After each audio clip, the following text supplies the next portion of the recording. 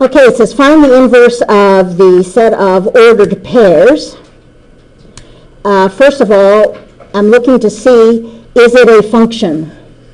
How would I know whether or not this is a function? What would I be looking for? Repeated x values. So if the repeated x value is not a function, right? So its inverse does not have any meaning. And a one-to-one function, I would be looking for what?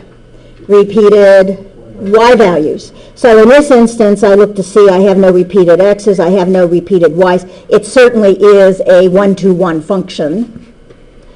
And what would his inverse be? Well, I know that if -1 goes to -7, what happens to be the case?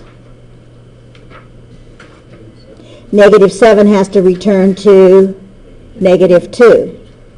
And if -1 goes to 0, then 0 returns to -1. And if 0 goes to 1, then 1 returns to 0. And if 1 goes to 2, then 2 goes back to 1. And if 2 goes to 9, then 9 goes back to 2. That's his inverse. Now, what is the domain of the function? What would they be? Yeah. The what? The x values? And the x values are, and because these are ordered pairs, right, and not connected anything, they're just individual values. So it would be -2, -1, 0, 1, and 2. Well, I like that. And then what's the range? Well, the range are the y values.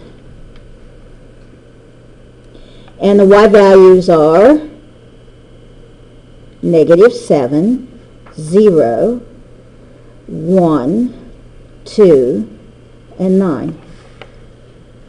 Now, how would I figure out what the domain of the inverse is?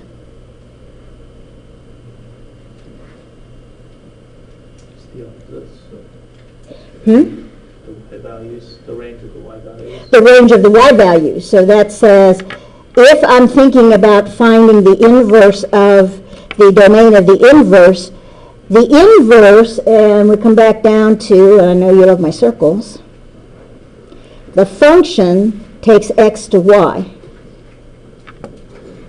The inverse is going to bring y back to x, right? So for the inverse, these y values are the domain of the inverse. So it would be -7, 0, 1, 2, and 9. And it's coming back to the original x values. So once I have the domain and the range, this now says that what's the range? Well, they're the x values.